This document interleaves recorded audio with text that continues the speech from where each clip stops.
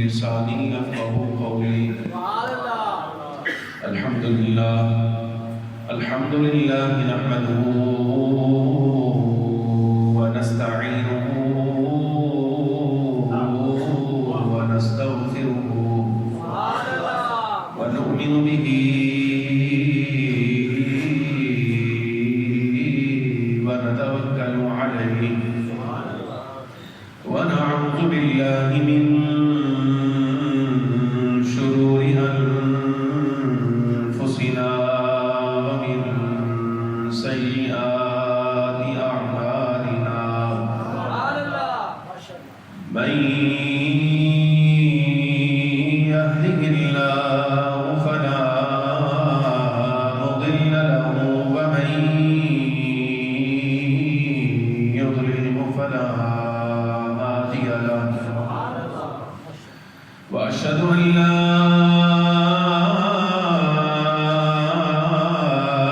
إله إلا الله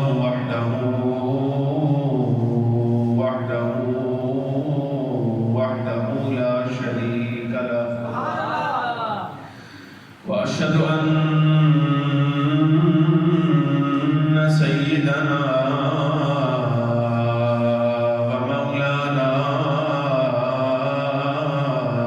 وملجأنا ومأوانا ومحبوبنا ومحبوب ربنا وحبيبنا وحبيب ربنا وقرة عيوننا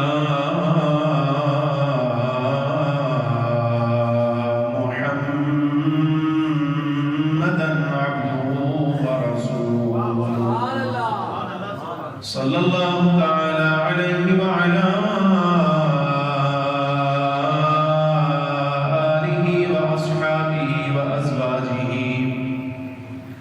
وأولياء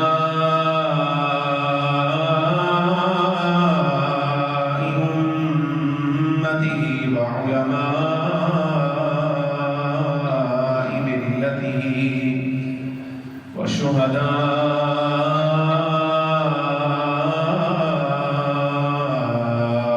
أهل سنته أجمعين. أما بعد فأعوذ بالله من الشيطان الرجيم. بسم الله الرحمن الرحيم. كل نفس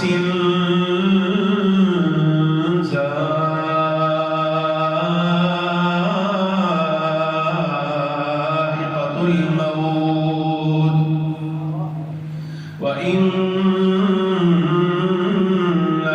توفون أجوركم يوم القيامة فمن زحزح عن النار وأدخل الجنة فقد فاز وما الحياة الدنيا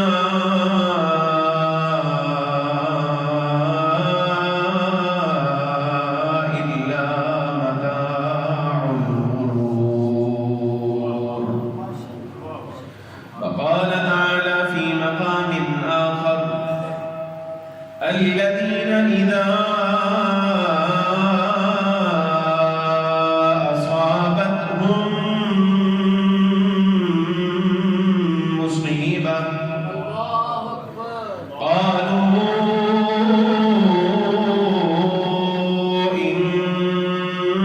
إنا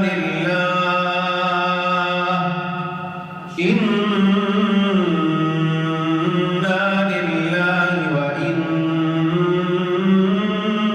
وإنا إليه راجعون.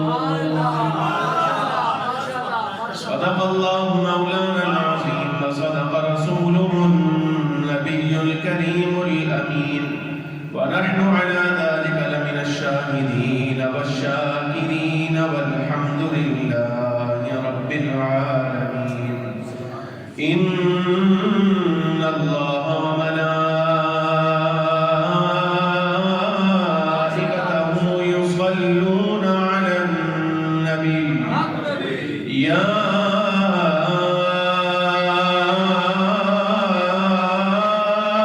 أيها الذين آمنوا صلوا عليه يا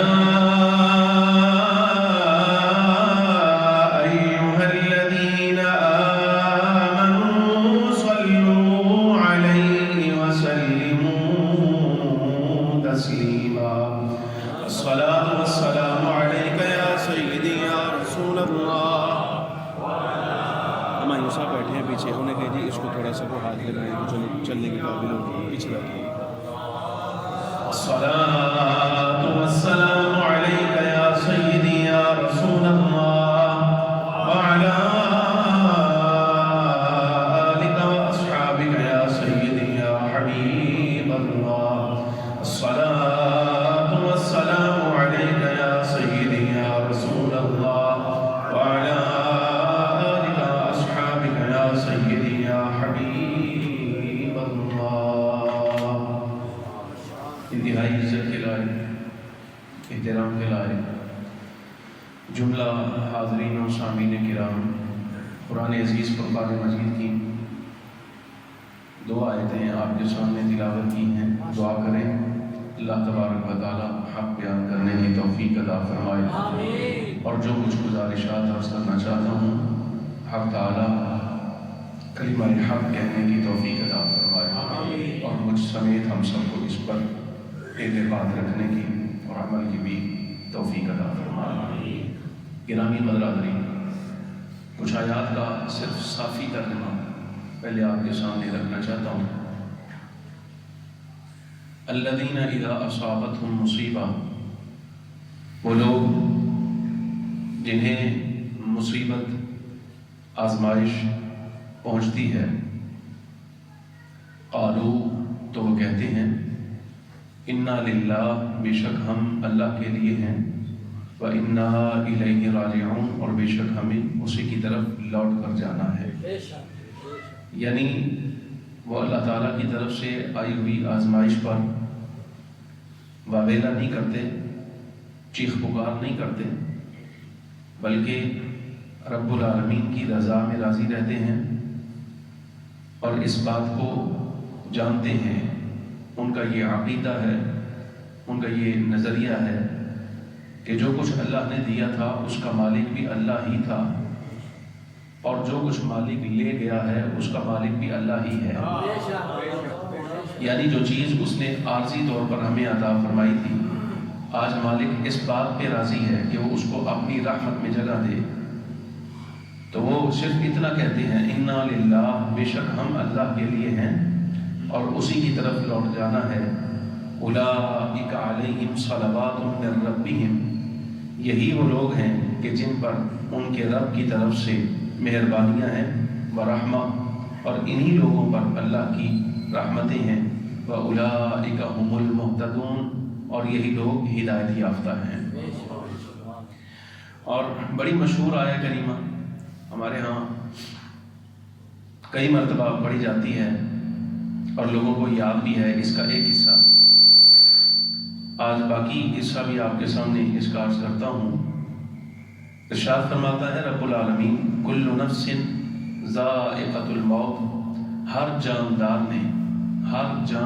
نے، انسان کی تخصیص نہیں ہے، جس شے میں جان ہے وہ اس آیت کے حکم میں داخل ہے.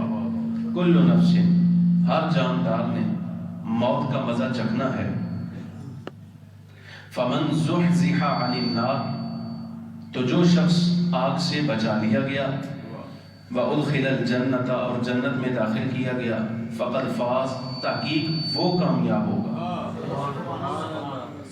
موت کا مزہ ہر جان نے چکھنا ہے، لیکن مرنے کے بعد کامیاب وہ ہوگا کہ جو جہنم سے بچا لیا جائے گا اور جنت میں داخل کیا جائے گا.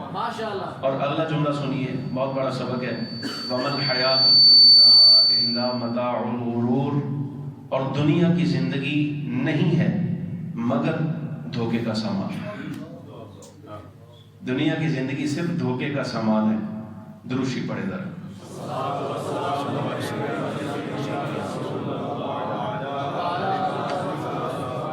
اس کا منہ اس طرح کا، اس وجہ سے کرسی رکھ کے واپس اس کا منہ درمیان میں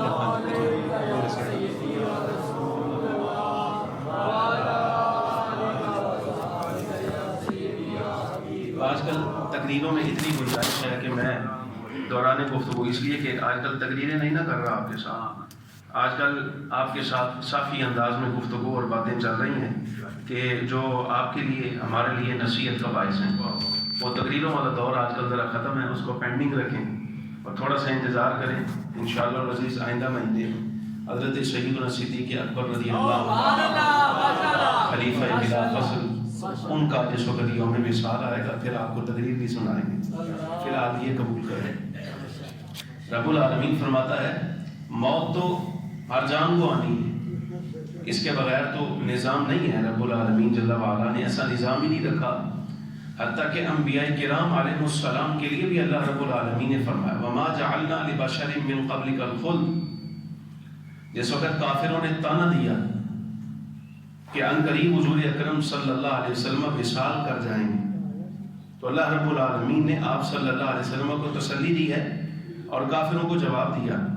فرمایا تم کیا سمجھتے ہو کہ انبیاء کرام علیہ السلام اسی طرح زمین کے اوپر رہتے ہیں ہمیشہ ہمیشہ؟ وَمَا جَعَلْنَا لِبَشَرٍ مِّن قَبْلِكَ الْخُلْدَ. حبیب اکرم صلی اللہ علیہ وسلم ہم نے آپ سے پہلے بھی کوئی بشر ایسا نہیں بنایا جو ہمیشہ دنیا میں رہا. یہ دنیا میں رہنے کی بات ہے. وہ اپنی قبور میں زندہ ہے، اپنی قبروں میں وہ زندہ ہے. لیکن ایک بات فرمایا ہر جان نے موت کا مزہ چکھنا ہے، لیکن کامیاب وہ ہے جس کو جہنم سے بچا لیا جائے گا اور جنت میں داخل کیا جائے گا. اور یہ خالق کہہ رہا ہے، خالق اور مالک کہہ رہا ہے جس نے آپ کو اور مجھے پیدا فرمایا، زندگی دی اور ہماری یہ اجسام میں تغیر تبدل فرمایا، بچپن سے جوانی، جوانی سے بڑھاپا اور بڑھاپے سے مزید بڑھاپا اور پھر آخر حالت نزا کی کیفیت. وہ مالک فرما رہا ہے اپنے بندوں سے وَمَا الْحَيَاةُ الدُّنْيَا إِلَّا مَتَاعُ الْغُرُورِ. دنیا کی زندگی صرف اور صرف دھوکے کا سامان. میں اس پر آگے آپ کو ایک آیت مزید پیش کرتا ہوں. رب العالمین نے بڑی زبردست مثال دی ہے نصیحت حاصل کرنے والوں کے لیے. ایک اور آیت کریمہ میں رب العالمین فرماتا ہے آپ صلی اللہ علیہ وسلم کو اِنَّكَ مَيِّتٌ. حبیب اکرم صلی اللہ علیہ وسلم آپ کو ظاہری وصال کرنا ہے، آپ کو ظاہری وصال کرنا ہے. اگرچہ آنے واحد کے لیے کچھ مخصوص گھڑیوں کے لیے آپ پر وصال کی کیفیت طاری کی جائے، وہ کی جائے. وَإِنَّهُمْ مَيِّتُونَ. اور ان کو بھی مر جانا ہے، انہوں نے بھی مرنا ہے. اور پھر سورۃ الحدید میں دنیا کی زندگی کے بارے میں اللہ تبارک و تعالیٰ نے پوری سمجھ لیا کہ نقشہ کھینچا ہے مالک نے کہ دنیاوی زندگی ہوتی کیا ہے. چونکہ یہ کلام الہی آخری دستور ہے، اس کے بعد مالک نے اپنا کوئی پیغام نہیں اتارنا. کسی صحیفہ کی نہ ضرورت ہے نہ انتظار ہے. اخیر دستور میں جو قیامت تک چلنا ہے، رب تعالیٰ فرماتا ہے اعلم، اے غفلت میں پڑے ہوئے لوگوں جان لو، ذرا جاگو، غور کرو. انما الحیات الدنیا لعب و لہو. دنیاوی زندگی تو صرف کھیل کود اور کھیل تماشا ہے. اگلے لفظوں پہ غور کیجیے. فرمایا دنیاوی زندگی کیا ہے؟ وَتَفَاخُرٌ بَيْنَكُمْ. آپس میں ایک دوسرے پر فخر کرنا. میرے پاس ایسے ہے، میرے پاس یہ ہے، اس کے پاس یہ نہیں ہے، اس کے پاس وہ نہیں ہے. یہ وَتَفَاخُرٌ بَيْنَكُمْ، آپس میں ایک دوسرے پر فخر کرنا. اور آگے دیکھیے وَتَكَاثُرٌ فِي الْأَمْوَالِ وَالْأَوْلَادِ.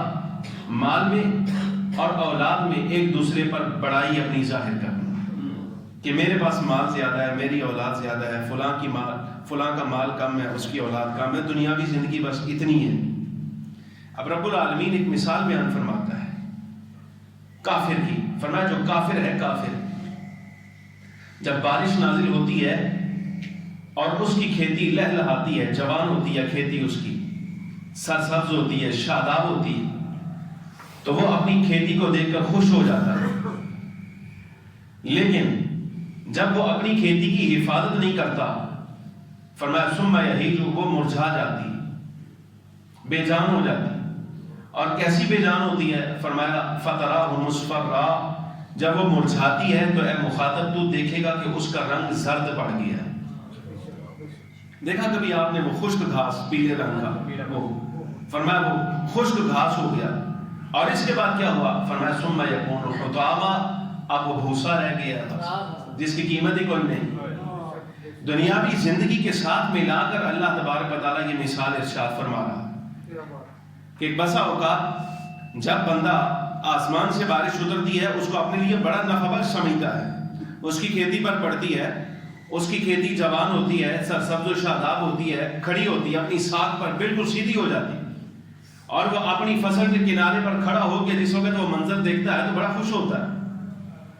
لیکن اگر وہ کیئر نہ کرے اس کی اور اس کی حفاظت نہ کرے، جیسے اس کے ساتھ اب پیش آنے کا حق بنتا ہے ایسے پیش نہ آئے، فرمایا وہ مرجھا جاتی، پھر اس کا رنگ زرد پڑ جاتا ہے، اور بالآخر یہ ہوتا ہے کہ اب وہ بھوسا رہ جاتا ہے جس کی قدر ہی کوئی نہیں، اس کی قیمت ہی کوئی نہیں، یعنی ہوا چاہے تو اس کے اڑا کے ادھر لے جائے، ہوا چاہے تو اڑا کر ادھر لے جائے، اب مالک کو بھی کوئی نہیں۔ فرمایا دنیاوی زندگی بھی ایسی ہے، جس وقت بندے کی ہڈیوں میں جان پڑتی ہے، قوت طاقت آتی ہے تو وہ خوش ہو جاتا ہے، لیکن جب خوش ہوا، جوانی آئی، لیکن کیئر کرنے کی ضرورت تھی، حفاظت کی ضرورت تھی، نہیں کی تو کوئی بات نہیں، اب بڑھاپا آ گیا، اب کیا ہوگا؟ اب رنگ زرد پڑے گا، جب رنگ زرد پڑے گا وہ قوت طاقت ختم ہو جائے گی جو جوانی میں تھی، تو اب بالآخر کیا کیفیت ہے جناب والا؟ پھر جب نزا کی کیفیت طاری ہوتی ہے تو پھر عالم یہی رہ جاتا ہے ثم یکون حطاما، اب اس انسان کی قدر قیمت اتنی ہی ہے جتنی وہ بھوسے کی ہوا کرتی ہے، اتنی کی رہ جاتی ہے۔ یہ رب العالمین نے دنیاوی زندگی کی مثال بیان فرمائی، بات سمجھ آئی کہ نہیں ہے؟ اب یہ ہمیشہ یاد رکھیے، میں جس موضوع پہ آپ کے سامنے گفتگو کچھ کرنا چاہتا ہوں نا، میں اسی میں انہی الفاظ میں آپ کے سامنے عرض کروں گا۔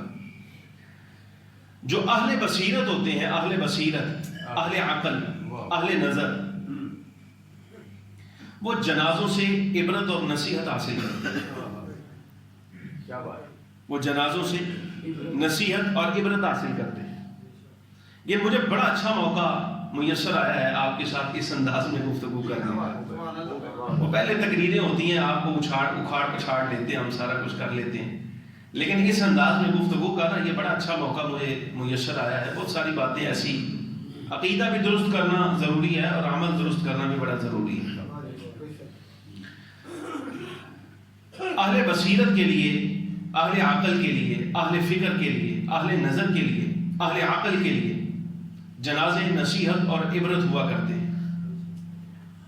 لیکن اب تو ہم یہ دیکھتے ہیں کہ قساوت قلبی اتنی بڑھ گئی ہے، بسا اوقات ایسا بھی ہوتا ہے کہ جنازے دیکھ دیکھ کے دل سخت ہو جاتا ہے۔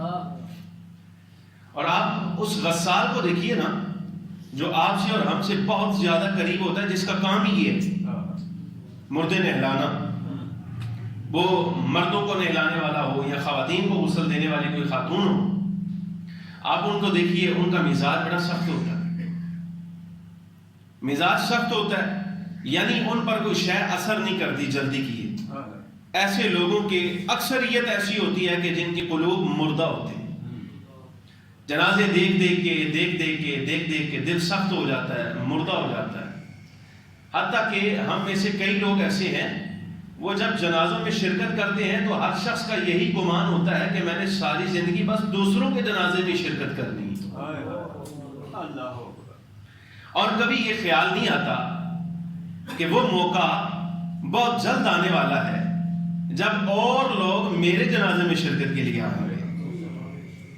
ہر مرتبہ ایسا ہوتا ہے، ہم جاتے ہیں جنازوں میں شرکت کرتے ہیں، کوئی کبھی قریبی رشتہ دار، کوئی دوست، کوئی شیخ، کوئی بڑا آدمی، کوئی جاننے والا، کوئی پہچان والا، یہ ایسے ہی چلو کوئی جنازہ آ گیا، مسلمان بھائی سمجھ کے پڑھ لیا، لیکن وہ سامنے پڑی میت جو ہے نا، جو خاموشی کے ساتھ آپ کو نصیحت کر رہی ہے، خاموش نصیحت کر رہی ہے آپ کو، ہم اس سے نصیحت نہیں پکڑتے، بلکہ جنازہ پڑھا اور جنازہ پڑھنے کے بعد بس یہی ذہن میں ہوتا ہے کہ ہم نے ساری زندگی بس دوسروں کے جنازے پڑھنے ہیں۔ ہاں ایک چیز بات غور کرنے کی ہے، غزالی کہتے ہیں آج تو سوچ رہا ہے کہ میں نے بس دوسروں کے ہی پڑھنے ہیں. یہ جس کا ابھی پڑھا ہے نا یہ بھی یہی سوچا کرتا ہے, یہ بھی یہی سوچتا ہے. میں غزالی کی سوچ کو سلام پیش کرتا ہوں. اللہ تعالیٰ اس بندے کی قبر پہ بے شمار رحمت نازل فرمائے جس نے ایسے قیمتی الفاظ آپ کی اور ہماری نصیحت کے لیے کہے. اللہ اس بندے کی قبر کو ہمیشہ ٹھنڈا رکھے اور اس کی قبر کو بھی عزت عطا فرمائے جس نے ہمارے لیے ایسی باتیں سوچ کر یہ اللہ نے ڈالی ہیں اس کے قلب میں, اس نے آگے پہنچائی ہیں. غزالی فرماتے ہیں کہ جس کا جنازہ تم نے پڑھا ہے کبھی زندگی میں یہ بھی یہی سوچا کرتا تھا کہ ہم نے بھی دوسروں کے ہی پڑھنے, آج آئے ہو نا تم اس کا پڑھنے کے لیے, اب تم یہ سوچ رہے ہو نصیحت حاصل کرنی چاہیے. خیال کرو جس طرح آج اس کا پڑھنے کے لیے آئے ہو شاید ہو سکتا ہے بالکل کل ہی تمہارا پڑھا جائے یہاں پر, کل نہیں تو پرسوں صحیح, کسی دن تو تمہارا بھی اٹھا لیا جائے گا جنازہ. لیکن ہمارے ہاں حالات بدل گئے. حضرت ابو ہریرہ رضی اللہ تعالیٰ عنہ کی عادت کریمہ رہی, صحابی رسول, جس وقت آپ کے پاس سے کوئی جنازہ گزرتا تو آپ اہل مجلس کو, ہم قریبیوں کو کہا کرتے تھے لوگوں اٹھو اور جنازے کے ساتھ چلو, لوگوں چلو اس کے ساتھ چلو, لوگوں چلو اس کے ساتھ چلو. اور پھر دوسرا جملہ آپ کہا کرتے تھے فَإِنَّا عَلَى الْأَثَرِ, جلدی کرو جنازوں میں شرکت کیا کرو, یہ نصیحت کی بات ہے اس لیے کہ ہم نے بھی اس کے پیچھے پیچھے جانا ہے. یہ آپ جنازے پر اعلان کیا کرتے ہیں. امام اعمش رضی اللہ تعالیٰ, یہ اوائل دور ہے, اب یہ قریبی زمانہ ہے زمانہ نبوت کے. ائمہ کرام میں سے, محدثین میں سے بہت بڑے امام حضرت امام اعمش رضی اللہ تعالیٰ عنہ آپ فرماتے ہیں, محدث ہیں اپنے زمانے کے, فرماتے ہیں ہمارا دور ایسا ہے جب ہم کسی جنازے میں شرکت کے لیے جاتے ہیں تو یہ پتہ ہی نہیں چلتا کہ مردہ کون ہے. لجمیع لحزن الجمیع, فرمایا اس لیے کہ جس چہرے پر بھی نگاہ پڑتی ہے وہی مردہ نظر آتا ہے نصیحت اور عبرت پکڑتے ہوئے.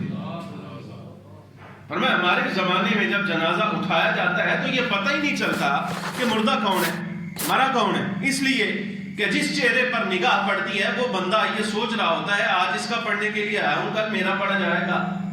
تو وہ نصیحت پکڑتا ہے, عبرت پکڑتا ہے, پریشان حال رہتا ہے, غمگین رہتا ہے. تو وہ بھی پریشان حال ایسا ہوتا ہے کہ مردہ ہی نظر آتا ہے.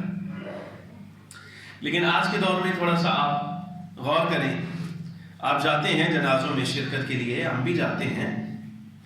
آج کل کے جنازے کیا ہیں آپ ذرا غور کریں. جس وقت جنازہ رکھا جاتا ہے کتنے لوگ ایسے ہیں جو وہاں مسجد میں فرائض کی ادائیگی کے لیے آتے ہیں, وہاں نماز جنازہ پڑھنے کے لیے آئے ہیں, نماز فرض ادا کی جا رہی ہے, لیکن انہیں یہ خیال نہیں آتا کہ ہم بھاگ کر کہیں نماز میں شامل ہو جائیں.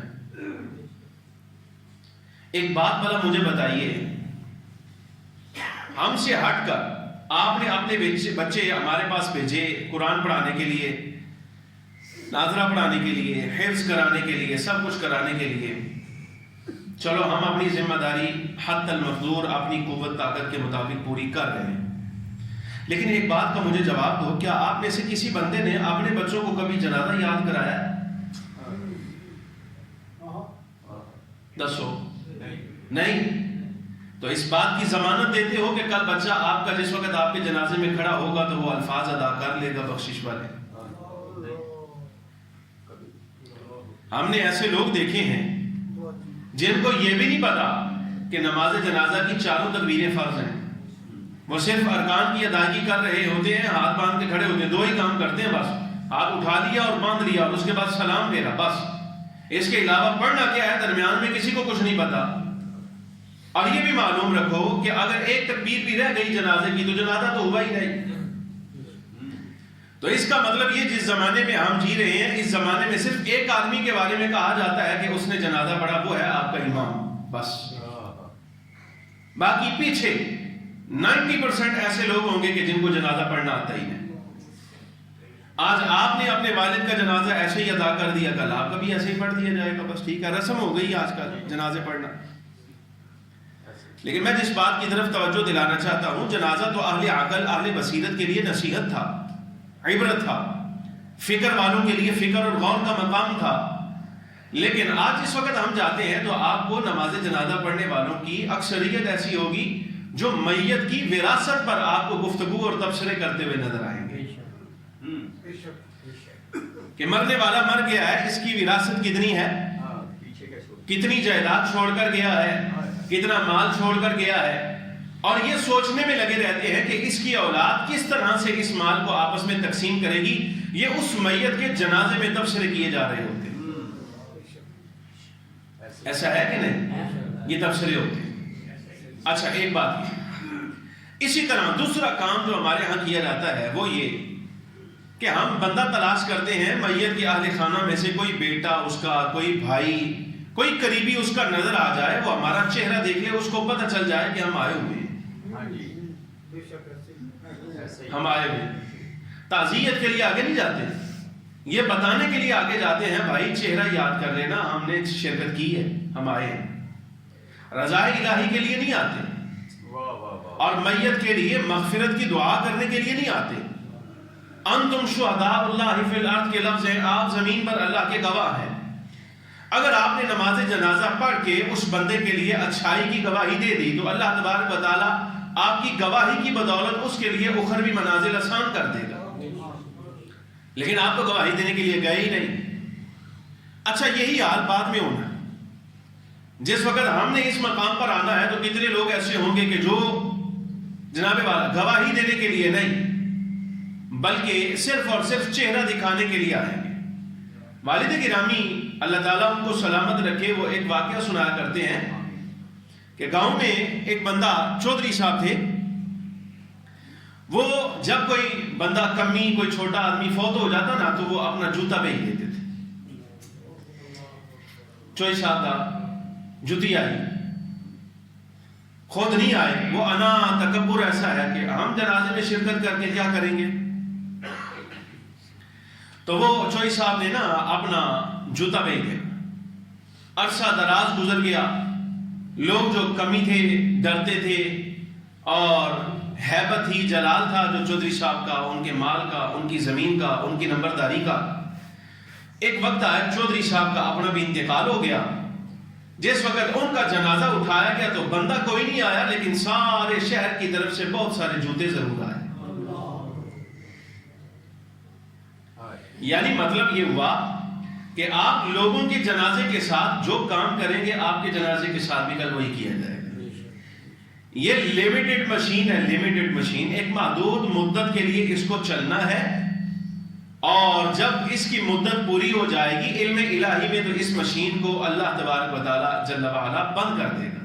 اس سے روح نکال لی جائے گی. اچھا, اس سے روح نکال لی جائے گی, اور یقین جانیے اس کو ریپیئر کرنے والا بھی کوئی نہیں رہے گا. یہاں تو انجینئر مل جاتا ہے نا, 5-7 سال 10 سال پڑھ کے تجربہ حاصل کر کے سارا کچھ مہربانیاں اساتذہ کی اور یونیورسٹیز کی کو ماں باپ نے پیسے خرچ کیے, بچہ پڑھایا, انجینئر بنا دیا. لیکن اللہ تبارک و تعالیٰ نے جب روح نکال لینا والے تو اس روح کو دوبارہ داخل کرنے والا کوئی انجینئر اس دنیا میں رکھا ہی نہیں. وہ ایک انجینئر ہے. اللہ تبارک و تعالی جل وعلا ان پر ہمیشہ اپنی مہربانی رکھے, اس لیے تاکہ وہ ہمارے ساتھ نرمی کا معاملہ کرے. حضرت ملک الموت اسرائیل علیہ السلام, ان کو اللہ تبارک و تعالیٰ نے روح قبض کرنے کی اتھارٹی دی ہے, واپس لوٹانے کی نہیں دی. اور اس کے ہاتھ اتنے مضبوط ہیں, کچھ بھی کر لیں وہ روح کبھی واپس نہیں لوٹاتا, وہ ساتھ لے جاتا. بات سمجھ آ رہی کہ نہیں؟ تو وراثت پر تبصرے ہوتے ہیں, مال پر تبصرے ہوتے ہیں. لیکن ایسا کیوں ہے؟ آپ کو پتہ ہے کہ آپ نصیحت حاصل نہیں کرتے اس جنازے سے, عبرت نہیں پکڑتے آپ, لیکن اس پر آپ تبصرے کر رہے ہیں, اس کی وراثت کے بارے میں آپ تخمینے اندازے لگا رہے ہیں. کبھی سوچا نہیں اس بارے میں کہ ایسا کیوں ہے؟ اس میں صرف میت کا قصور نہیں کہ اس نے زندگی ایسی گزاری ہے, نہ اس میں قصور کچھ آپ کی زندگی کا بھی ہے کہ آپ نے گناہ زندگی میں اتنے کیے ہیں, نافرمانیاں اتنی کی ہیں کہ اللہ تبارک و تعالیٰ جل وعلا نے آپ سے نصیحت کے مقام سے نصیحت حاصل کرنے کی قوت اس طرف فرما لی ہے. رب نے آپ سے وہ قوت لے لی ہے جس سے بندہ سوچ سکتا ہے. وہ قوت اللہ تبارک و تعالیٰ نے آپ سے لے لی ہے. اب وہ مالک کی مرضی ہے، چاہے تو واپس کرے چاہے تو نہ کرے. لیکن میں کچھ چیزیں آپ کے سامنے پڑھتا ہوں. ہم جاتے ہیں جنازوں پر، وہاں جا کے تو کہتے ہیں اللہ اس پر رحم کرے. جس کو اللہ تعالیٰ نے توفیق دی ہوتی ہے وہ کہتے ہیں مالک اس پر رحم کر، اس کی آخری منزل ہے، اس کو آسانی سے پار کرا دے، اس کو اخروی منازل میں کامیاب کر دے. مالک اس کے لیے آسان کرنا، یہ اکیلا ہے، یہ ایسا ہے، یہ ویسا ہے. وہاں تو دعا بھی صرف مولوی صاحب کو آتی ہے، اولاد کو بھی دعا نہیں آتی اپنے ماں باپ کے لیے. سمجھ آ رہی کہ نہیں؟ اولاد کو بھی نہیں آتی، صرف مولوی صاحب کو آتی. لوگ بڑی مشکل سے آمین کہہ لیتے ہیں، صرف اس لیے کہ آمین کہنا بھی رواج ہو گیا کہ جب امام صاحب جملہ بول کے ختم کریں گے تو آمین کہنا یہ یہاں کی رسم ہے، یہ رواج ہے یہاں کا.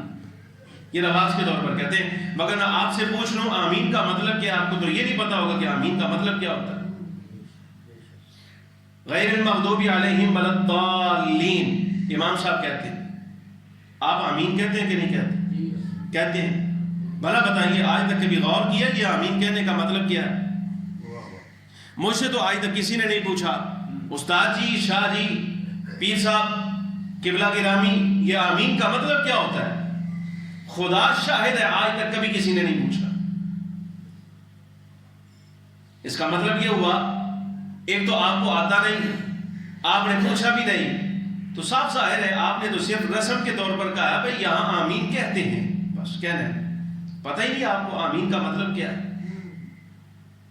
آمین کا مطلب تو یہ ہے ایک نیک، صالح،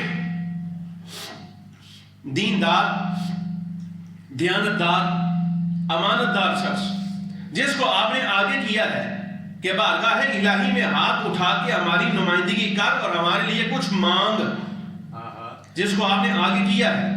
جب وہ نیک اور دیندار آدمی آپ کے لیے ہاتھ اٹھا کے مانگ رہا ہے تو کم از کم آپ کو اتنا تو چاہیے آپ یہی کہہ دیں اللہ یہ جو ہمارے حق میں مانگ رہا ہے اس کو قبول کر لے. یہ جو اللہ ہمارے حق میں مانگ رہا ہے قبول کر لے. یہ قبول کر لے کا لفظ جو ہے نا یہ معنی ہے آمین کا. اللہ اس کی دعا کو قبول کر.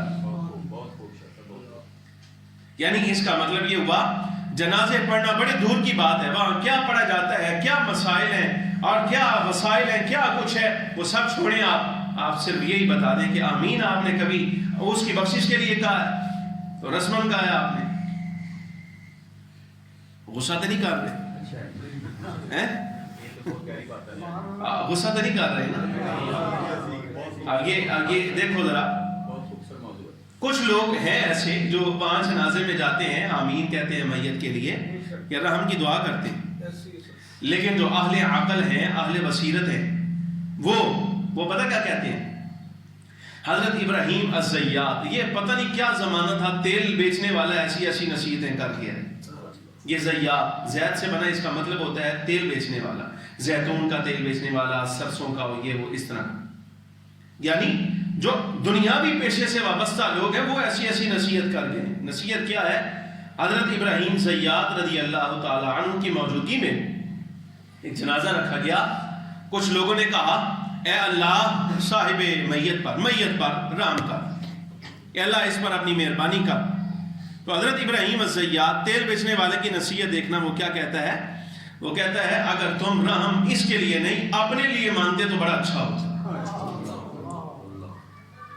تم اس کے لیے نہیں بلکہ اپنے لیے رحم مانگتے تو اچھا ہوتا، اس لیے کہ یہ 3 وجہ سے تم سے بہت بہتر ہے. اس وقت یہ 3 مقام سے گزر گیا. اللہ تعالیٰ نے 3 ہولناک، دردناک اور خطرناک کاموں سے اس کو نجات دے دی. نمبر 1، حضرت ملک الموت اسرائیل علیہ السلام کا چہرہ دیکھنے سے اللہ نے اس کو اب بچا لی. دیکھ لیا، اس نے گزر گیا، دوبارہ تو نہیں دیکھے گا.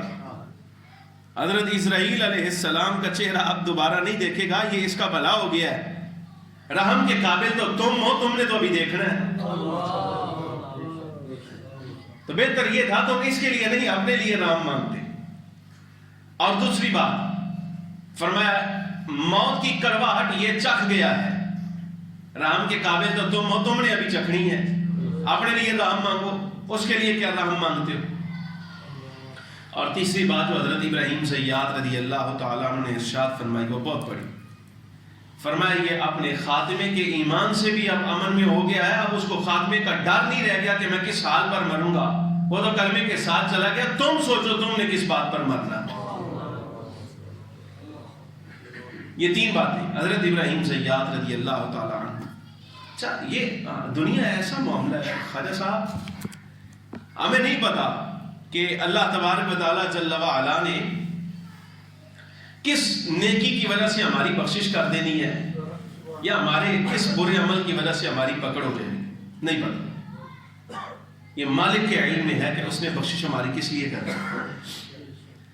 بصرہ شہر میں ایک بندہ فوت ہوا،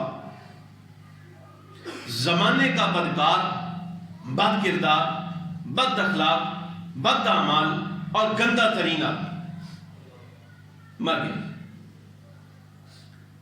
اس کے پڑوسیوں میں سے بھی کوئی بندہ اس کے جنازے میں شرکت کے لیے نہیں نکلا، باہر ہی نہیں آیا، پڑھا ہی نہیں کسی نے۔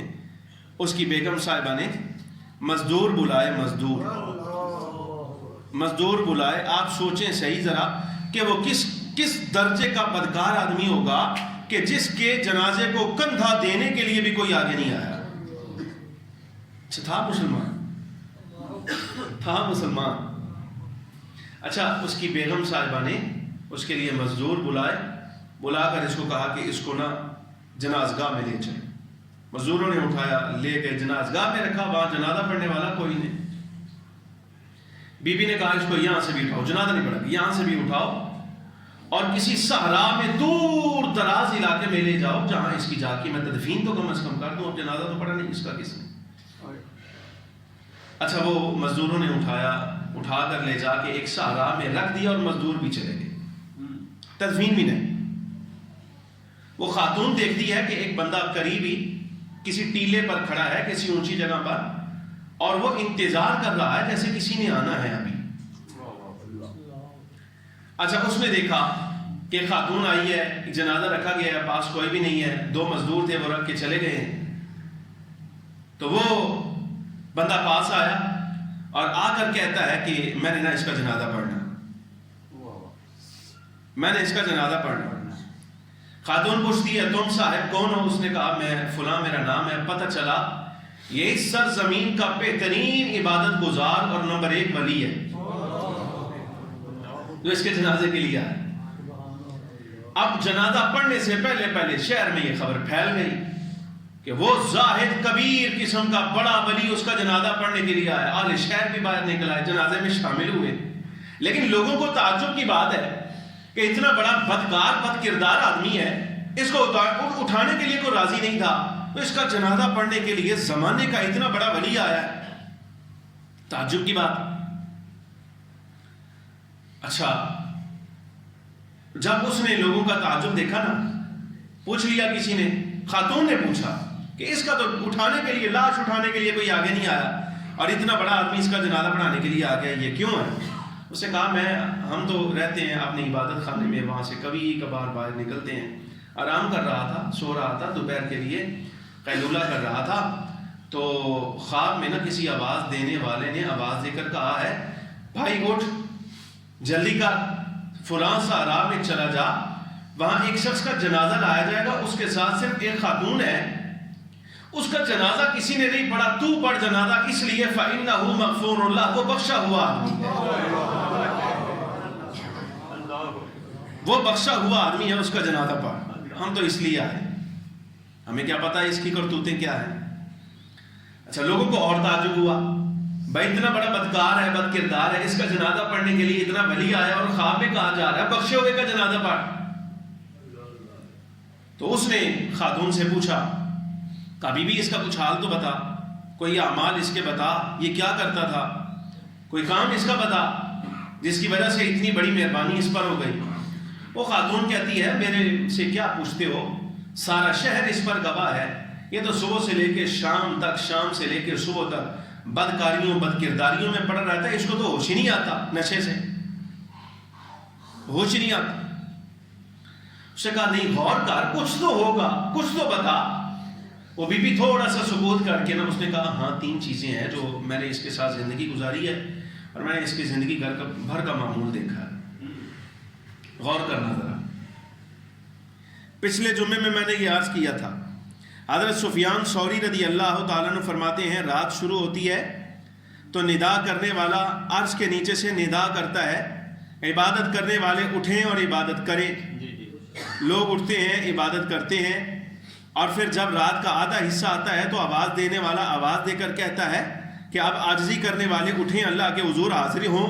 کچھ لوگ اور اٹھتے ہیں، وہ بھی تہجد پڑھتے ہیں، نوافل پڑھتے ہیں، اور جب فجر کا وقت آتا ہے تو ندا ہوتی ہے اب غفلت والے، سستی کرنے والے اٹھ جائیں، فجر کی نماز ہی پڑھ لیں. غفلت، وہ پڑھنے والے غفلت میں، یہ ان کے لیے اعلان ہے جب رات ختم ہو رہی ہوتی. فرمایا سفیان ثوری فرماتے کچچھ لوگ اس طرح اٹھتے ہیں مجبور ہو کے، جیسے مردہ اپنی قبر سے مجبور ہو کے اٹھے گا، اس طرح اٹھتے ہیں. اب یہ بھی ذرا ملاحظہ فرمائے. بی بی نے کہا اس کے 3 کام ہیں، ساری زندگی میں نے دیکھے ہیں. پہلا کام یہ، رات ساری اس کا کام ہے یہ پیتا تھا، نشہ کرتا تھا، ساری رات نشہ کرتا. لیکن جیسے ہی صبح ہوتی تھی نا، ہوش آتا تھا اس کو، فوراً اٹھتا تھا، تازہ وضو کرتا تھا، پرانے لباس اتار کے دوسرا صاف ستھرا لباس پہنتا تھا، اور مسجد میں نماز فجر با جماعت ادا کرتا تھا. لفظ سننا، نماز فجر مسجد میں با جماعت ادا کرتا تھا، پہلی بات. اور اس کے بعد وہ بی بی کہتی نماز پڑھ کے آگے پھر اپنی کرتوتوں میں مشغول ہو جاتا تھا. بھائی چنگا درویش ہے. دوسرا کیا کرتا تھا، دوسرا بی بی نے کہا مجھے یہ لگتا ہے شاید اس کی یہ نیکی اس کے کام آ گئی ہے کہ اس کا گھر آج تک کبھی یتیموں سے خالی نہیں ہوا، کبھی یتیموں سے خالی نہیں ہوا. یہ یتیموں کے ساتھ بڑا احسان کرتا تھا، بڑی بھلائی کرتا تھا. ایک دو یتیموں کی کفالت کرتا رہتا تھا، حتیٰ کہ اپنی سگی اولاد سے بھی بڑھ کر اگر کسی کے ساتھ کوئی محبت کرتا ہو تو وہ عنصر اس میں تھا کہ یہ یتیموں کے ساتھ محبت کرتا تھا. اور آخری جملہ سننا ذرا. کہتے ہیں کئی مرتبہ میں نے دیکھا، خاتون کہتی ہے جب اس کو صبح و سویرے ہوش آتا تھا نا تو اس نے کیا کرنا، سب سے پہلے اٹھ کے نا تو رات کے حصے میں اس نے یہ لفظ کہنے، یا ربی ای زاویۃ من زوایا جہنم ترید ان تملأها بهذا الخبیث. رات کے حصے میں اٹھتا، اپنی کرتوتوں پر ندامت کا اظہار کرتا، روتا، اور روتے ہوئے اکثر یہ جملہ کہا کرتا تھا، اے میرے رب، یا ربی، اے میرے رب، ای زاویۃ من زوایا جہنم، جہنم کے حصوں میں سے کون سا ایسا حصہ ہے کہ جس کو تو اس خبیث کے ساتھ بھرے گا. وہ اس طرح اپنی اصل کا اظہار کرتا تھا، اے میرے رب، جہنم کے کون سے حصے کو تو اس خبیث کے ساتھ بھرے گا. بس اتنی بات کہی تو وہ پورے شہر کو سمجھ آ گئی، اور زاہد کبیر بڑے ولی کو بھی سمجھ آ گئی کہ مالک کے حضور اس طرح اپنی عاجزی کا اظہار کرنا، یتیموں کی کفالت کرنا، گناہ کے باوجود صبح و سویرے مسجد میں حاضر ہو کے جماعت پڑھ لینا، یہ اس کے کام آ گیا ہے. رب العالمین جل وعلا نے اس کی بخشش کر دی. فَإِنَّهُ مَغْفُورٌ لَهُ، یہ بخشا ہوا ہے، اس کا جنازہ پڑھ جائے. اس واقعہ سے آپ صرف اتنا اندازہ کیجئے میرے عزیز، ہمارے مخدوم بھائی، کسی کو نہیں معلوم کہ مالک نے ہمارے کس نیک عمل کی بنا پہ ہماری بخشش کر دینی. کوئی نہیں پتا، کچھ نہیں پتا. وہ چاہے وہ آپ کی نیکیوں سے، ہماری نیکیوں سے، ہماری نمازوں سے بے نیاز ہے، اس کی شان میں اضافہ تھوڑی ہونا ہے ہماری عبادت سے. نہ وہ ہم نہ بھی ہوں وہ تب بھی عبادت کے لائق ہے. لیکن اچھا دوسری بات، ہمیں دوسری طرف یہ بھی نہیں معلوم کہ ہمارے کس گناہ کی وجہ سے اس نے ہماری پکڑ کر لی، یہ بھی نہیں معلوم. بات سمجھ آ رہی کہ نہیں؟ یعنی اب نتیجہ یہ نکلتا ہے کہ بندے کو نیک کام کرتے رہنا چاہیے، کوئی ایک تو ایسا ہوگا مالک کو پسند آ جائے، اور ہمیشہ گناہ سے بچتے رہنا چاہیے تاکہ کوئی گناہ بھی نامہ اعمال میں ایسا نہ نکلے جس کی وجہ سے پکڑ ہو سکتی ہے. عزیز مخدوم، قابل احترام، قابل تعظیم ہے. آپ سارے قابل احترام، قابل تعظیم ہیں.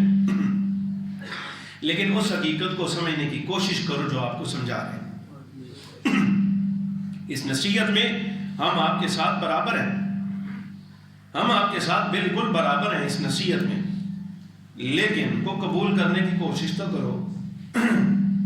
اب اس جملے سے یہ نہیں کہنا جب مالک ہماری نمازوں سے بے نیاز ہے تو پھر ہم نماز کیوں پڑھیں۔ میں کہوں گا بھائی یہی بات تو آپ کو سمجھا رہا ہوں، یہی تو عرض کر رہا ہوں، معلوم ہی نہیں کہ کس نماز سے اس نے ہماری بخشش کر دینی ہے، پڑھو تو صحیح۔ اعلیٰ حضرت تاجدار گولڑا پیر میر علی شاہ صاحب رحمۃ اللہ علیہ، یہ لاہور میں جلسہ ہو رہا تھا، یہاں حضرت شیخ القرآن علامہ عبدالغفور صاحب ہزاروی رحمۃ اللہ علیہ اور اس طرح کی شخصیات بڑے بڑے اکابر اس زمانے کے تقریریں کر رہے تھے۔ ایک بچی نے سوال لکھ کر بھیجا اعلیٰ حضرت پیر میر علی شاہ صاحب رحمۃ اللہ علیہ کو کہ میں نے آج تیسرا روز ہو گیا، یہاں جلسہ جاری ہے، بزرگ آ رہے ہیں، علماء آتے ہیں، گفتگو کرتے ہیں، لیکن آج تک میرے سوال کا جواب کوئی نہیں دے رہا۔ میں بھیج رہی ہوں سوال، ان کو جواب نہیں دیتا گفتگو میں روز کان لگاتی ہوں کہ آپ کوئی صاحب جواب دے دے، آپ کوئی صاحب جواب دے دے، آپ کوئی صاحب جواب دے دے، جواب نہیں دیتے۔ آپ تشریف لائے ہیں، آپ میرے سوال کا جواب دے دیں۔ وہ پرچی پر لکھا ہوا کیا؟ کہا جس وقت ہمیں یقین ہی نہیں کہ ہماری نماز قبول ہو جائے گی یا نہیں ہوگی تو پھر پڑھتے کیوں؟ وہی بات جو آپ کے دل میں آتی ہے۔ تاجدار گولڑا اہل عقل کا جواب سنو، اہل بصیرت کا جواب سنو، اہل فکر، اہل نظر، اہل رائے، سمجھ آ رہی کہ نہیں؟ وہ جو آپ کو کہہ رہا ہوں آپ ہی ہیں، لیکن وہ کرتے نہیں۔ بس بات اتنی ہے، ان کی فکر بیدار ہے، ان کی نظر بیدار ہے، ان کی عقل بیدار ہے، ان کی بصیرت بیدار ہے، اس لیے ان کو معلوم ہے۔ تاجدار گولڑا رحمۃ اللہ علیہ نے اپنی زبان میں، اب وہ مجھے آتی نہیں پنڈی والی وہ زبان کیا، وہ فرمایا مفہوم یہ تھا، او پتر کدی امرودوں دی پیٹی دیکھی ہے؟ کہا جی حضور دیکھی ہے۔ آپ تقریر میں جواب دے رہے ہیں اس کو۔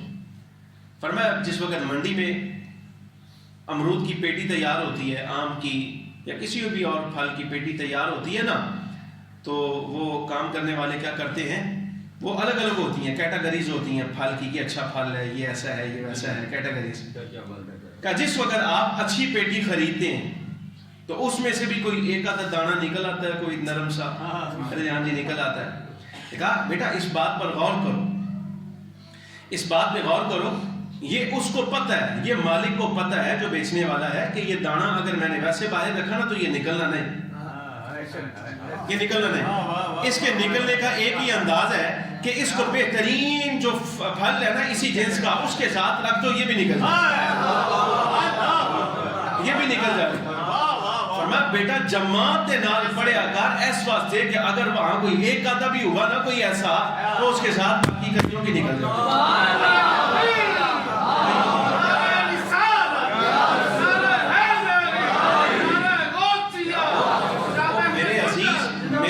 بیماری تو ہے پڑھتے نہیں نا، بیماری تو یہ ہے نا مخدوم پڑھتے نہیں، پڑھیں گے تو نکلے گی نا، یہ پڑھنے کے لیے راضی نہیں ہوتے۔ اور بہانہ کیا ہے؟ بہانہ کی جب پڑھنے کی کوشش کرتے ہیں دل ہی نہیں کرتا، جھوٹ بولتے ہو، جھوٹ بولتے ہو، پڑھنے کو دل نہیں کرتا۔ کیسے پڑھنے کو دل نہیں کرتا؟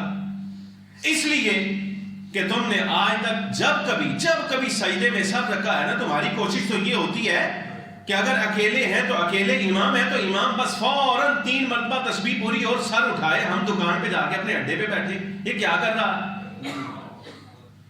کبھی تم نے اس تسبیح پر غور نہیں کیا جو تم نے سجدے میں کہی ہے؟ وہ تسبیح کیا ہے؟ سبحان ربی الاعلی، پاک ہے میرا رب اور سب سے بلند ہے، وہ بالا ہے، وہ اعلیٰ ہے، یہ تم نے تسبیح کہی۔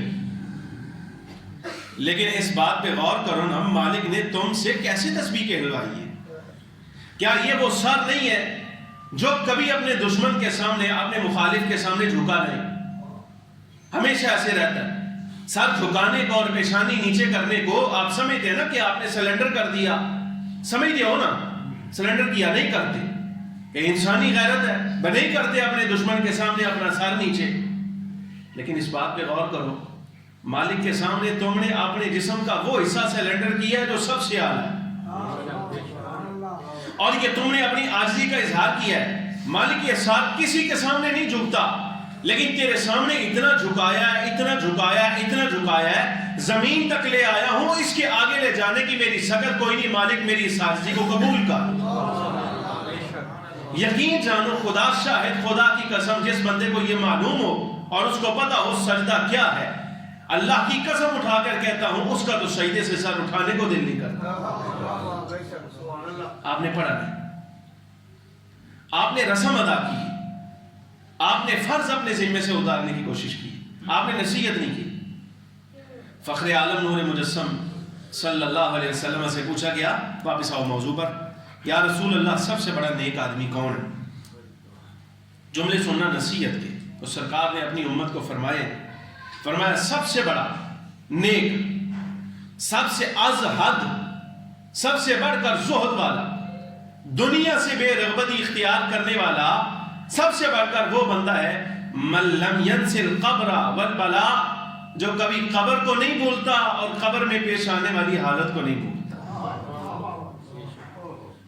بترکا فضل زینت الدنیا، دنیاوی زینتوں میں سے جو زائد اضافی چیزیں ہیں، غیر ضروری چیزیں ہیں، ان کو چھوڑ دیتا ہے، وہ سب سے بڑا نیک ہے۔ اور کون ہے سب سے بڑا نیک؟ فرمایا وآثر ما یبقى علی ما یفنی، وہ شخص جو فانی چیز پر باقی چیز کو ترجیح دیتا ہے، مطلب یہ دنیا فانی ہے، اس کو کسی کھاتے میں نہیں رکھتا، اور آخرت باقی ہے، ہمیشہ اس کو یاد رکھتا ہے، وہ سب سے بڑا نیک ہے۔ اور سب سے بڑا نیک کون ہے؟ فرمایا وَلَمْ يُعِدَّ غَدًا مِنْ أَيَّامِهِ، جو کل یعنی آنے والی دن کو اپنی زندگی میں شمار ہی نہیں کرتا، پتہ نہیں آنا کہ نہیں آنا، جو آنے والے دن کو اپنی زندگی میں شمار نہیں کرتا، وہ سمجھدار ہے، وہ بندہ دنیا سے بے رغبت ہے، وہی سب سے بڑا نیک ہے۔ وَعَدَّ نَفْسَهُ مِنْ أَهْلِ الْقُبُورِ، اور فرمایا سب سے بڑا نیک وہ شخص ہوتا ہے جو اپنے آپ کو ہمیشہ مرنے والوں میں شمار کرتا ہے، کہ میں نے مرنا ہے۔ مولا علی رضی اللہ تعالیٰ عنہ کے اقوال آگے بھیجتی ہو نا، جس بات کا تمہیں حوالہ نہیں ملتا کہتے ہو یہ حضرت علی کا قول ہے، یہ اقوال زرعی ہے، یہ ایسے احتیاط کیا تھا۔ صحابی کا قول حدیث ہوا کرتا ہے، اگر بغیر تحقیق تم نے کوئی بات مولا علی کی طرف منسوب کی تو تم گرفت کے قابل، تمہاری پکڑ ہونی چاہیے، مولا علی آپ کی گردن پکڑ سکتے ہیں کہ جو بات میں نے نہیں کہی تو میری طرف کیسے منسوب کرتا ہے۔ احتیاط کرو، اپنی رائے دینی معاملات پر نہ دیا کرو، نہ دیا کرو۔ اگر شوق ہے دین پر رائے دینے کا، تم نہیں پڑھ سکے تو اپنی اولادوں کو صحیح طریقے سے، صحیح نیت کے ساتھ دین پڑھاؤ، تاکہ وہ شوق جو تم خود پورا نہیں کر سکے وہ تمہاری اولاد میں پورا ہو جائے۔ ایسے کرو، خود نہ کیا کرو۔ اب مولا علی کا ایک ارشاد میں سناتا ہوں آپ۔ مولا علی رضی اللہ تعالیٰ عنہ کی عادت مبارکہ ہے کہ آپ اکثر قبرستان میں بیٹھے رہتے، اکثر قبرستان میں بیٹھے رہتے۔ پوچھا گیا حضور آپ اتنا زیادہ قبرستان میں کیوں آتے ہیں؟ جملہ سنو، یہ ہوتی حکمت کی بات اور اقوال زرعی میں سے اس کو شمار کرتے۔ مولا علی فرماتے ہیں انی عاجدہم خیر جیران، مجھے ان سے بہتر دوست کہیں نظر نہیں آ رہا۔ سمجھ آ رہی کہ نہیں آ رہی؟ مجھے ان سے بہتر دوست کبھی نظر نہیں آ رہے۔ حضور امیر المومنین، ان میں کیا بہتری آپ کو نظر آئی کہ آپ نے قبر والوں سے دوستی لگائی ہے؟ جملہ سنو، مولا علی فرماتے ہیں یکفون الالسنہ، یہ زبانیں خاموش رکھتے ہیں، یہ بولتے نہیں ہیں۔ نہیں سمجھ آ رہے؟ فرمایا ان کی سب سے بڑی صداقت یہ ہے یہ خاموش رہتے ہیں، اور خاموش رہنے کے باوجود فرمایا وَيُذَكِّرُونَ الْآخِرَةَ، اگر جو زبان ان کی بند رہتی ہے لیکن اس کے باوجود یہ آخرت یاد دلاتے رہتے ہیں۔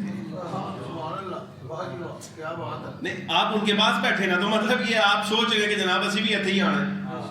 مولا علی فرماتے ہیں یہ بولتے نہیں لیکن نصیحت بڑی زبردست کرتے ہیں، یہ میں اس لیے ہمیشہ ان کے پاس رہتا ہوں۔ پھر ساتھ حدیث سنا، فرمائی یہاں آیا کرو نصیحت حاصل کرنے کے لیے۔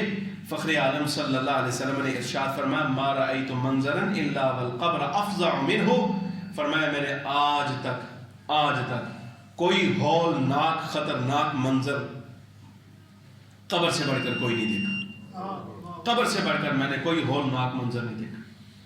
یہ ہمارے مشائخ کی عادات ہیں، ہمارے بزرگوں کی عادات ہیں یہ کہ جس میں دیکھیں آپ کو نصیحت نظر آتی ہے، آپ کو اس میں بھلائی کی باتیں ملتی ہیں، آپ غور نہیں کرتے ان باتوں میں، مگر آپ کے مشائخ میں تو یہاں تک لوگ ہیں جو قبر کو پیش نظر رکھ کے بھلا پتہ کیا کرتے تھے، کہتے تھے اے کاش میری ماں مجھے پیدا کرنے سے پہلے بانجھ ہو جاتی، اے کاش میری ماں مجھے پیدا کرنے سے پہلے بانجھ ہو جاتی۔ کیوں کہا تم نے اپنی ماں کے لیے یہ لفظ؟ تم زمانے کے عبادت گزار ہو، تمہیں ماں کا احترام نظر نہیں آتا؟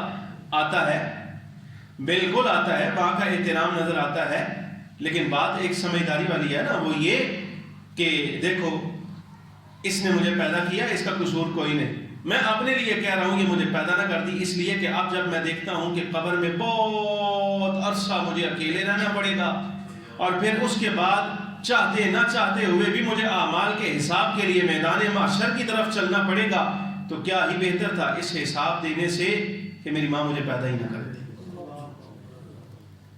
حجاج اسود، آخری بات کر رہا ہوں، حجاج اسود کہتے میں ایک جنازے میں گیا، مقام جبان میں جنازہ پڑھ لیا گیا، تاخیر تھی ابھی کچھ قبر تیار ہونے میں، فرماتے ہیں وہاں بیٹھا تو مجھے نا نیند آ گئی۔ یہ بزرگوں کے واقعات ہیں، آپ بھی کہتے ہوں گے شاہ جی اتنے سارے واقعات لگ کے لے آتے ہو، اے ساڈے بزرگ آتے سن شاہ جی کتوں کتوں لے آتے ہو، آتے کتوں کتوں لے آتے، اور میں کہا جی یہ آپ اس لیے کہتے ہیں آپ کو کسی نے سنایا نہیں، اگر آپ کو یہ ساری چیزیں اپنے اپنے محلے میں مل جاتی تو آپ پھر آتے وہاں چینل اسکیم سے یہاں میرے پاس جمعہ پڑھنے کے لیے۔ آج چھٹی ہونے کے باوجود کتنے بزرگ ایسے ہیں جو اپنے اپنے گھروں سے بڑی بڑی دور سے صرف جمعہ پڑھنے کے لیے آئے، سمجھ آ رہی کہ نہیں؟ اب گھر جا کے یہ تبصرے نہیں کرنے کہ شاہ جی تھوڑے پیچھے جمعہ پڑھنا آئے سن، تسی ڈرا ڈرا کے ساڈا کیا حال کر دیتا، اور بھائی یہ ڈرانا بڑا ضروری ہے تمہیں، اور نہ ڈرایا تو یہ یاد رکھنا کسی بندے نے بڑی اچھی بات کی جو ساری شامل ہے اس میں بھی آپ کے ساتھ۔ کسی بندے نے کہا اگر ہر بندہ اپنے آپ میں غور کرے نا تو اس کو اپنے اندر ایک ایک فرعون نظر آئے گا۔ غور کرو، آپ بھی کرو، میں بھی کرتا ہوں، بتاتے نہیں کسی کو، بس اپنے آپ میں غور کرتے ہیں کہ ہم کیا ہیں، تو ہر بندے کو اپنے اندر کیا ایک نظر آئے گا؟ فرعون۔ ظاہری وجہ کا جیسی بھی ہو، بس اندر جیسا ہے نا وہ بڑا خطرناک ہے۔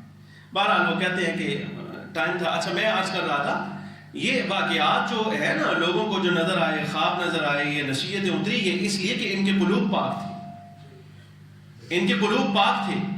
جس زمانے میں ہم جی رہے ہیں یہی تو میں آپ کے سامنے رو رہا ہوں کہ یہاں قلب سخت ہو گئے، یہاں آپ کو قبر کے پاس بیٹھ کے بھی، جنازے کے پاس کھلو کے بھی، کھڑے ہو کر بھی، جنازہ پڑھ کے بھی نہ آپ کو نصیحت ہوتی ہے نہ مجھے ہوتی ہے، تو پھر ایسی باتیں ہم پر کیسے ظاہر ہوں گی؟ وہ اسود کہتے ہیں کہ مجھے نا نیند آ گئی تو میں دیکھتا ہوں، میں قبرستان میں تھے نا، کہتے میں قبرستان میں کھڑا ہوں اور میں نا ایک ایک قبر کھول کے دیکھ رہا ہوں اندر کیا ہے،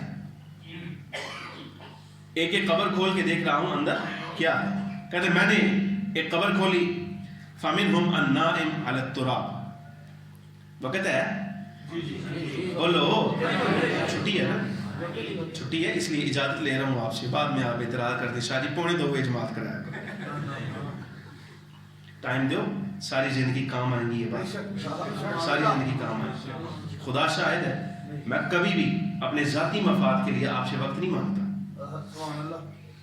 میں اپنا ذاتی مفاد الحمدللہ اللہ کا شکر ہے جو میرا وقت ہوتا ہے میں اس میں پورا کر لیتا ہوں۔ آپ اپنا تو یہ کہتے ہیں کہ شاہ جی 2:45 جماعت کرایا کرو، واپس جانا ہوتا ہے، تو آپ نے کبھی یہ غور نہیں کیا کہ شاہ صاحب شاید لگتا ہے جمعے والے دن چھٹی ہوتی تھی، بالکل ویلے ہوتے ہیں نا، کوئی کام نہیں جمعے تو بعد، ہمیں بھی ہوتے ہیں، آپ کو تو پتہ ہے ہماری مصروفیات کا، پتہ ہے نا، دین کے ذمہ دار آدمی ہے نا، تو اس لیے مصروفیات بھی الحمدللہ، لکھنے کی مصروفیات الگ ہیں، پڑھنے پڑھانے کی الگ ہیں، شاگرد بیٹھے ہیں یہاں پر بچے جو طلباء وہاں سے پڑھنے کے لیے آئے ان کو پتہ ہے، اور آپ یہ کی جانے آپ کے ساتھ ہمارا اخلاص یہ ہے، یہ جو باتیں آج آپ کے ساتھ کر رہا ہوں پچھلے جمعے جب پڑھ کے گیا تھا یہاں سے جمعہ پڑھا کے گیا تھا اسی دن یہ ساری تیاری کر لی، یہ آپ کے لیے ہمارا اخلاص ہے کہ اگلا جمعہ آنے سے ایک ایک ہفتہ پہلے جو باتیں آپ کے ساتھ کرنی ہیں ہم اس کو تیار کرتے ہیں اور اس کے لیے فکر مند ہوتے ہیں کہ آپ کے ساتھ یہ باتیں کرنی ہیں۔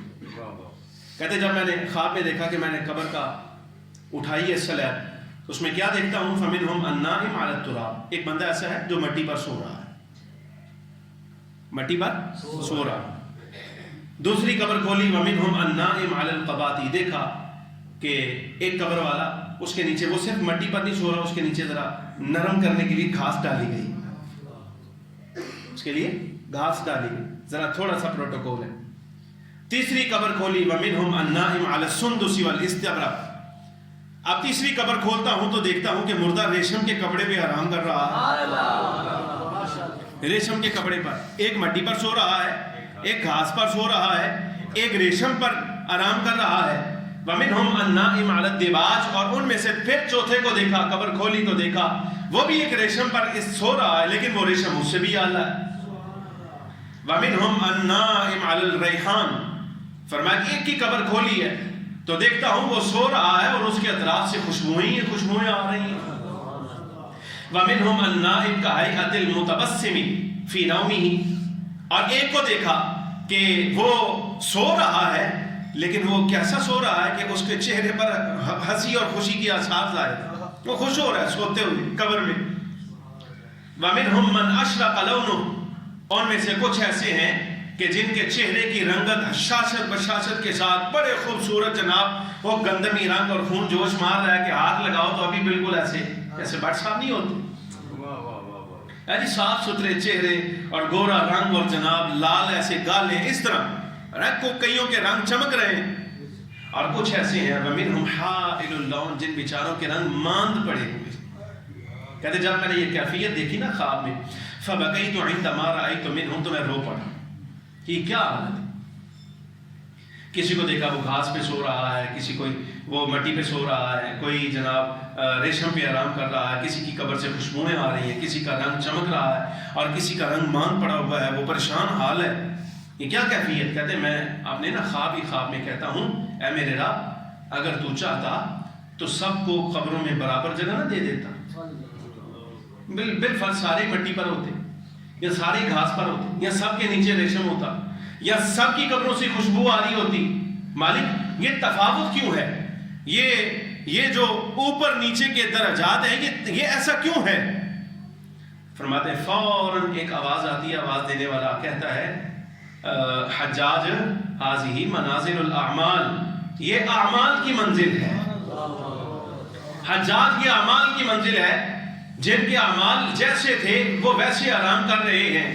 قبر میں مٹی پر آرام کرنے والا اپنے عمل کے مطابق ہے، ریشم پر آرام کرنے والا اپنے عمل کے مطابق ہے، جس کی قبروں سے خوشبوئیں آ رہی ہیں وہ اس کے اچھے اعمال کا نتیجہ ہے، جو قبر میں بھی ہنس رہا ہے مسکرا رہا ہے وہ اس کے اعمال کا نتیجہ ہے، جو اندر لیٹ کے بھی جس کا رنگ چمکارے مار رہا ہے وہ اپنے اعمال کا، اور جو بالکل ماند پڑا ہے زرد پڑا ہے اس میں ہمارا نہیں، ہم نے ظلم نہیں کیا، یہ اس کے اپنے اعمال کا نتیجہ ہے۔ سمجھ آ رہی کہ نہیں؟ آخری جملہ میرا، جنازے نصیحت کے لیے ہوتے ہیں۔ کس کے لیے ہوتے ہیں؟ نصیحت کے لیے۔ جنازے نصیحت کے لیے ہوا کرتے ہیں، انہیں دیکھ کر نصیحت پکڑا کرو اور کوشش کیا کرو کہ اپنے اعمال لے کر جانے، اپنے لیے بھی دعا کیا کرو، ہمارے لیے بھی دعا کیا کرو۔ اللہ تبارک و تعالیٰ آپ کو، ہمیں، ہم سب کو اپنی آخرت کی تیاری کی توفیق دے۔ وآخر دعوانا الحمدللہ۔